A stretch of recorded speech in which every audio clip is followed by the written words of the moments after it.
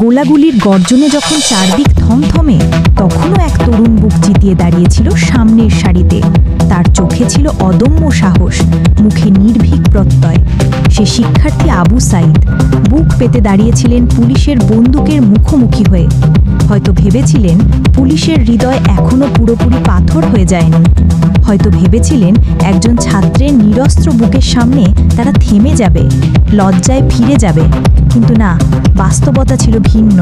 সেই মুহূর্তে পুলিশ যেন মানবতা ভুলে হিংস্র হায়েনায় পরিণত হয়।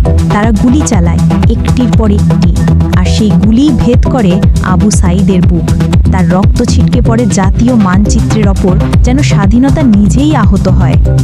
সেই হৃদয় বিদারক দৃশ্য গণমাধ্যমে প্রকাশ পেতেই দেশের প্রতিটি কোণায় আগুনের মতো ছড়িয়ে পড়ে ক্ষোভ। কেবল প্রতিবাদ নয়, শুরু হয় এক অপ্রতিরোধ্য জনবিস্ফোরণ। আন্দোলন থামানো যায়নি। গুলি, হামলা, গ্রেফতার কিছুই ঠেকাতে পারেনি মানুষের ক্ষোভের বিস্ফোরণ। এমনকি পুলিশের উচ্চ পর্যায়ের কর্মকর্তারা অসহায় স্বরে বলেছিলেন, গুলি করে মরছে একটা, বাকিরা তো থামছে না স্যার। এ যেন এক অঘোষিত স্বীকৃতি। আবু সাইদের আত্মদানের আগুন নিভোনোর নয়। 16ই জুলাই রংপুরে পুলিশের গুলিতে নিহত হন আবু সাইদ। পর দিন থেকেই দেশ জুড়ে শুরু হয় পূর্ণাঙ্গ শাটডাউন। সরকারের পক্ষ থেকে জারি হয় কারফিউ, কিন্তু আন্দোলন থামানো সম্ভব হয়নি। প্রতিবাদের ঢেউ আরও প্রবল হয়। প্রতিটি পাড়া মহল্লা থেকে মানুষ রাজপথে নেমে আসে। আন্দোলন রূপ নেয় গণ অভ্যুত্থানে।